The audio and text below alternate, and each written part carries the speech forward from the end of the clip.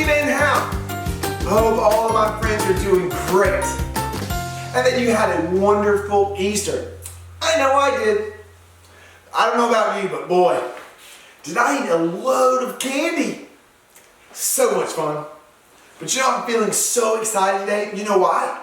Because of what we're learning during this series, Blueprints. We're talking about our feelings because God gave us a lot of different emotions. And He wants us to use them in the right way. You know, we've discussed how important our 3 steps are. Can you help me with saying them? Awesome. The first is to stop. The second, to look. And the third, that's right, listen. Great job. In just a bit, we'll get a chance to practice. But for now, I want you to check out what my friends Skip and Susanna are up to today. Oh, hey Skip. That's a nice looking chair you're building. Thanks. I'm feeling like I'm pretty much an expert.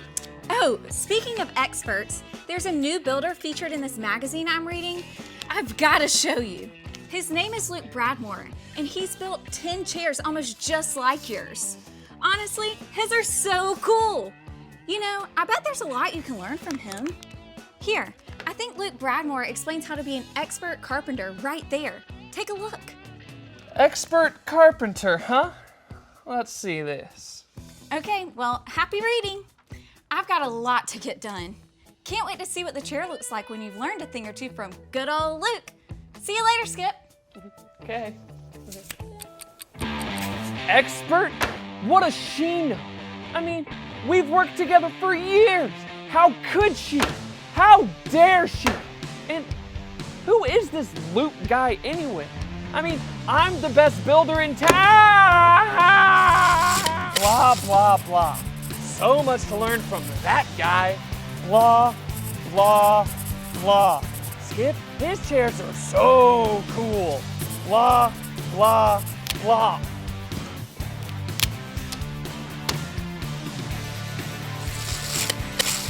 Luke Bradmore? More like Luke, bad at his job more. Him and his perfect chair building makes me so angry. So what if he's in some silly magazine? Like he knows anything. Ugh! I'll make this so great, it won't just be in the magazine, it'll be on the cover.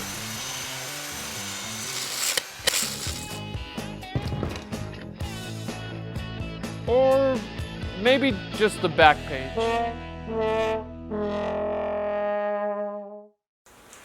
Oh, Skip. His emotions are always up to something. And today, it looks like he let his feelings get the best of him. But that probably wouldn't have happened if Skip would have done the first step. And the first step is what? Stop. Yes, stopping helps us slow down and name what we're really feeling. And this is extremely important. Why? Because when we're all wrapped up in our emotions, things can seem worse than they actually are. And if we're not careful, we might make decisions that we just can't undo. So let's practice stopping right now and name what Skip was feeling. You guys know this game. On the count of 3, I want you to make a face of the emotion that you think Skip was feeling. All right, are you ready? All right, let's everyone stand to our feet, stand good and tall, and on the count of 3, let's see those faces. Here we go. 1, 2, 3. Yes. Oh man, look at those faces. You guys are such pros. Great job. The correct answer was yes, angry. We saw Skip feeling angry about something that Susanna had said. He was so angry that he kept messing up on his projects. And he even hurt himself. He couldn't focus on the work that he needed to do because of his anger. And his anger got the best of him. Has anyone here ever been angry about something? Maybe you've been angry about what someone else had done or what someone else had said. Raise your hand if you've ever felt angry. Me too. But when we don't take time to deal with those feelings, and those feelings of anger, just like Skip, we may end up doing something or saying something that hurts ourselves or others. Like when Skip called Luke Bradmore mean names. Or when he hit himself with his hammer. Yes, Handyman Hal has done that as well. That's why we have to stop and deal with how we feel. One way to do this is to take a break, to walk away for a minute and come back when we can have some self-control. And when dealing with what we're feeling, step number 2 is always important. And step number 2 is looking. Looking helps us see what's really going on. Skip was so mad at what Susanna had said that he let it mess up all the great work that he was doing in the shop. He just needed to look around to see that even though what Susanna had said may have hurt him, he was still a good builder.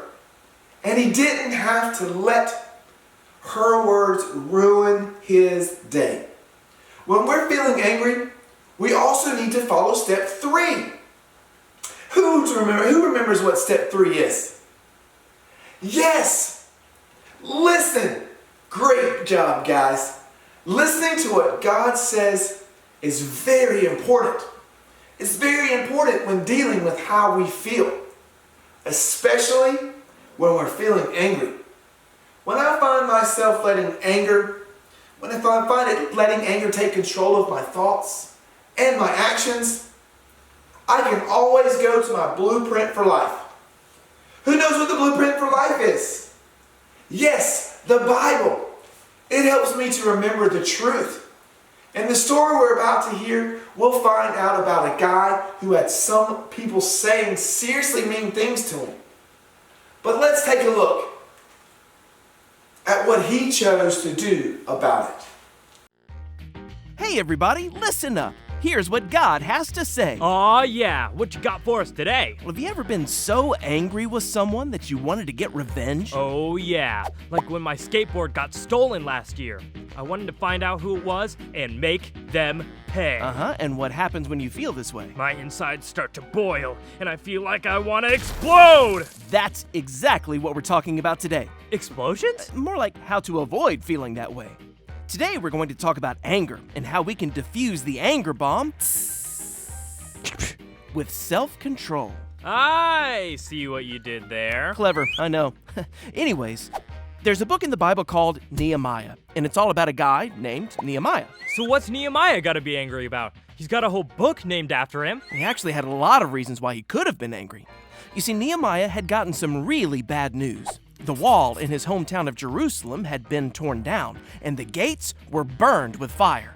This meant that all of their enemies were able to sneak in and take whatever they wanted. Okay, that's something to be angry about for sure. Nehemiah prayed to God and decided to rush back home to Jerusalem to help rebuild the wall. He knew he couldn't do it alone, so he rallied everyone in the town to come help. Can we rebuild it? Yes, we can! Here's the problem. There were lots of mean people who did not want to see the wall go back up. One of them was named Sanballat. Wait, there was a guy named Sandollar? No, Sanballat. Oh, gotcha, Sandcastle. No, Sanballat.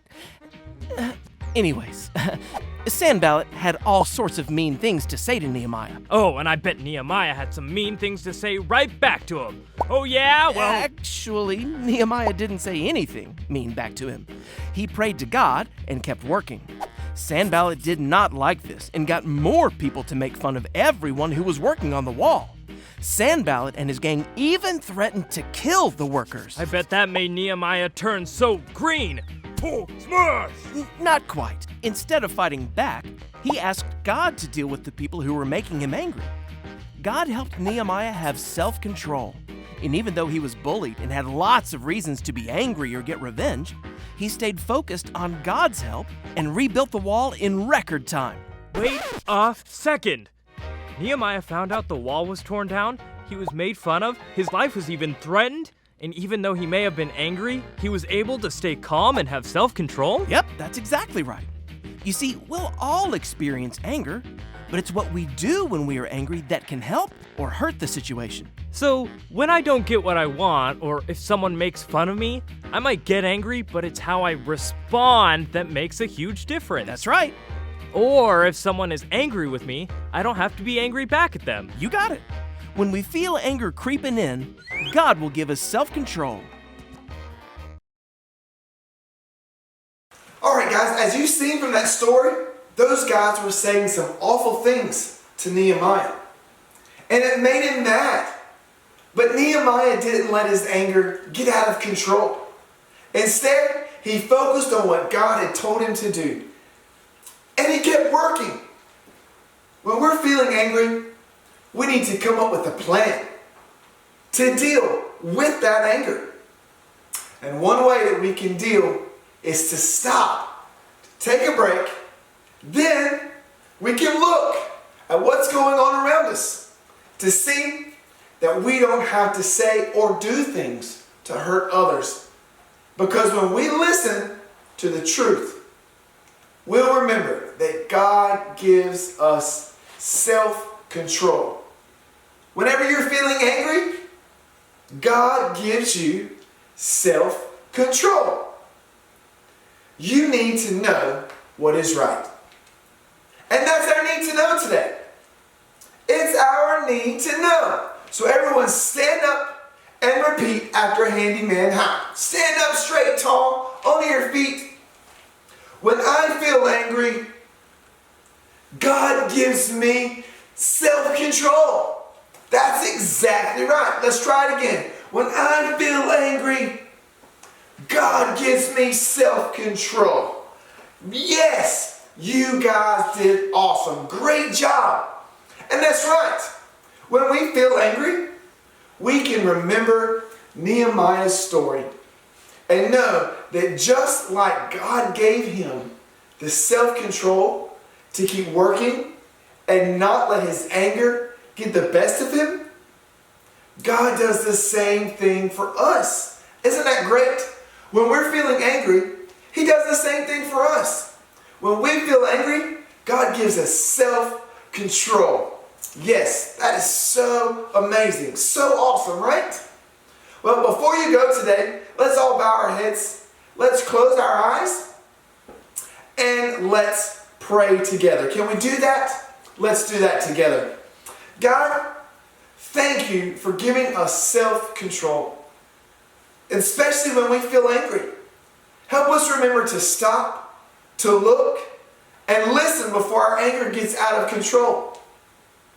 And help us to ask you for forgiveness if we let it get the best of us. We love you. Amen. Awesome, guys. Thanks for that. All right, guys, remember, if you have a prayer request, just get your parent to help you type out a little comment below. And then we're going to get into the wall of construction. Isn't that great? All right, guys. I hope you guys have a great week. And remember to stop, to look, and to listen. We'll see you next time.